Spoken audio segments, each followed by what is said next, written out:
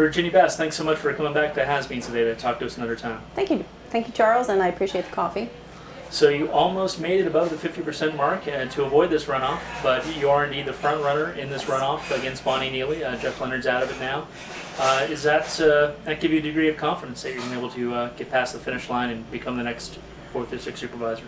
You know, I think it gives a degree of, phew, I've made it to this level, but I'm not someone that sits back on laurels and thinks that it's just going to happen.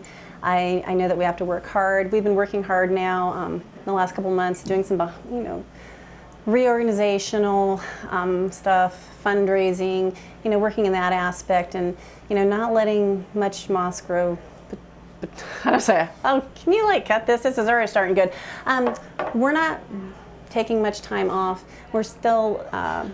We know that we have to work hard on this campaign because things don't come to you if you don't work. And what bothers me most is when I talk to people and they'll say just what you said, don't worry, you're good, it's in the bag. It's like, boy, those are the most dangerous words you can say. You never sit back and be complacent. So, nice idea, thank you. It feels good to be in that position. It feels much better to be in that position of almost winning. It would have been really nice to put it over the top and been able to not have to campaign another two months, but it is what it is, and we're still working hard. One thing I will say is this is the first 10-month job interview I think I've ever done in my life. So, has the last few months and the prospect of these hectic 60 or so days to come given you a sense that campaign finance reform, which really doesn't exist in Humboldt County elections, is pretty badly needed?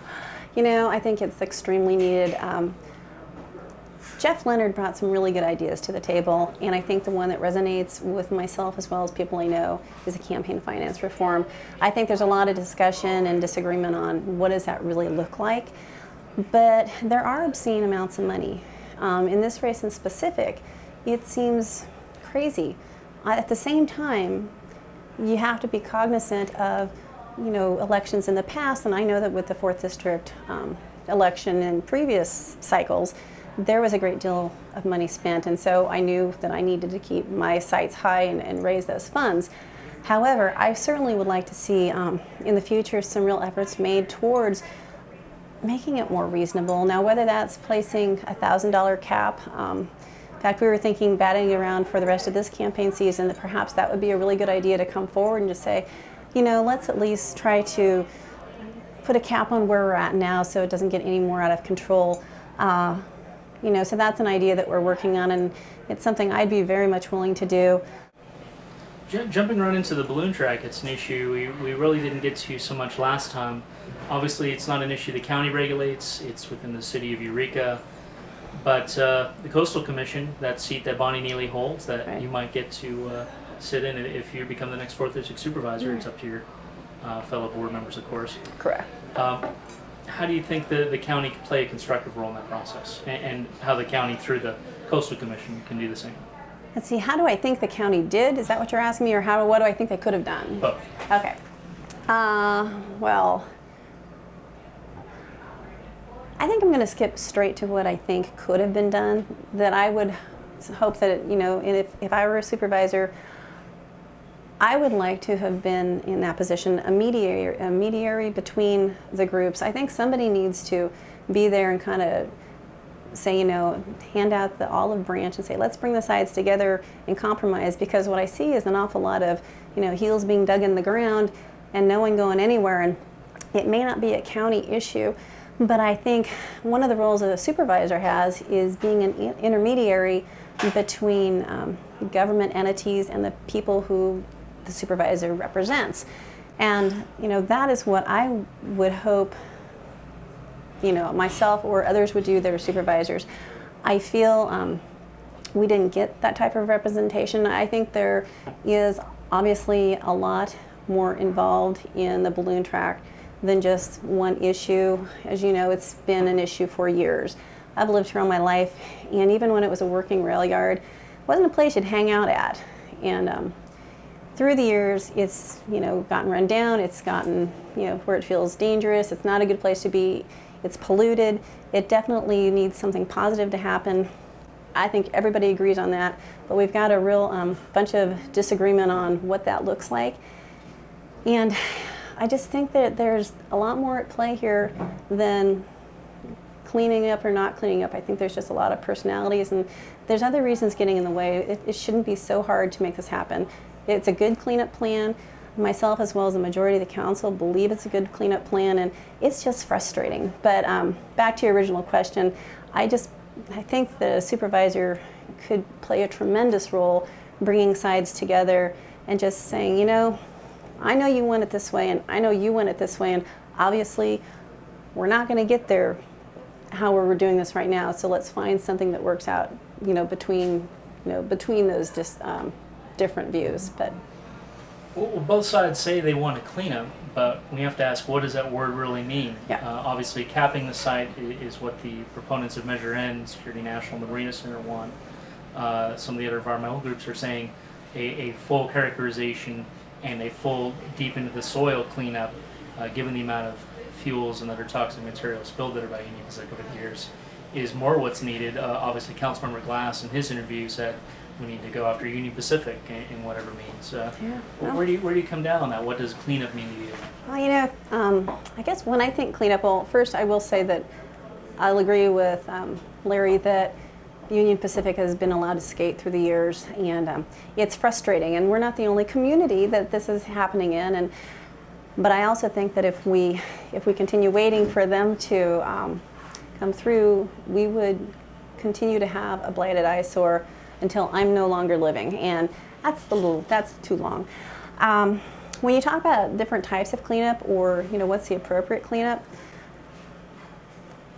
I believe there's a lot of properties around here that have been cleaned up in a similar method that haven't been fought, that have been, it's been determined to be the right method and to be an appropriate method. You're talking with a water quality board, they believe it's an appropriate method. Further characterization will happen as they get into the project. When you say, or when I read, say those bumper stickers around town, say full cleanup, not cover up, I get the feeling that this property may be being held to a higher standard than other properties. And that bothers me, because in a community where we're trying to encourage private investment and people to bring jobs and you know, bring something into this community, it's really disheartening if we're going to hold them to higher standards than anyone else. It again goes back to the feeling that there are people or forces that just want to stop a project from happening. And I think the cleanup that's been suggested is appropriate and it's fine. I understand people have differing opinions, and unfortunately, that's where we are. We can't seem to pull ourselves together and say, what can we both live with? So. Well, the Ridgewood project, that seemed to be a rare moment of unity between mayor, city council, city staff, that the project developers there really weren't taking into account the city's needs and the impacts in the city of traffic, water, sewer, and so forth. I believe one of the council members even called it parasitic on the existing commercial development. Actually, that was a speaker, but yes. Well, I mean, why wouldn't those arguments about how it would build office and retail space, and we have so much vacant space along 2nd and 3rd Street here in Old Town, why wouldn't those same arguments apply to the balloon track? I think you can look at the arguments the same. In fact, my husband and I had this discussion today. He says, what's the difference between, you know, development out of Ridgewood, and especially the commercial part, and the balloon tract? Well, in my mind, especially with the balloon tract, that is infill development. It's within town. It's an area that needs to be, brought back to life. We have traffic patterns here. We've got the people here already. If I hear you asking, it sounds like you're asking me, so what about the office space there? Is that going to mean that office space, there's going to be a glut created in the city? And, I'm not going to argue that. If someone has better office space, in a new development, people are going to drift there. I'm more concerned with the Ridgewood development for other reasons than, say, the office space. I lived out there for about 10 years actually, off of Walnut, And let's just say trying to cross Walnut with 2 children walking to school was hairy back then. You know, just the amount of traffic that would be generated by those homes on the the one road in and the proposed road out just boggles the mind. And I have problems with the fact that the city wasn't consulted on the traffic no matter how many times we tried. And as far as the development there goes, my biggest concern, I guess, if I had to put, you know, one above the other, isn't so much that it would draw, you know, create blight. I'm thinking here's a development someone's trying to say is a smart development, you know, and yes, it's a little community on, you know, it's all inclusive and it's like a little hub of its own. But I think it's going to draw so much traffic from people that live in Eureka who want to shop at those the retail areas over there, or people who work in those offices. I'm not so I guess my concern more is for the level of traffic it will create using the retail and office space, not as much what happens to the office spaces that are here and left empty. But obviously, you don't want to see that happen either. So, you know, that's one of those. It's funny. I looked in my old interview with you, and there was a few times where I said, you know, I need to learn more about this, and that's one I really hadn't given as much thought of, you know, what the blight or what would result from that development with the retail. I'm just more concerned about the folks that live out there and the traffic, and lack of services that are available out there, and just the lack of communication that the city and the county had with one another when we tried. You know, we have tried for years to have that communication. And it's really disheartening when you sit in a meeting and like Jeff Leonard was in the meeting, and I think Larry might have been also, when we were told that Forest Hill was on the back burner. And then, what was it, a few weeks later, you know, next thing you know, the draft EIR was coming out. So I kind of took your question and moved it all over the place, but. Well, I mean, Supervisor Neely claims that there's the city-county cooperation committee that has been meeting, so that there was at least some consultation that's taking place.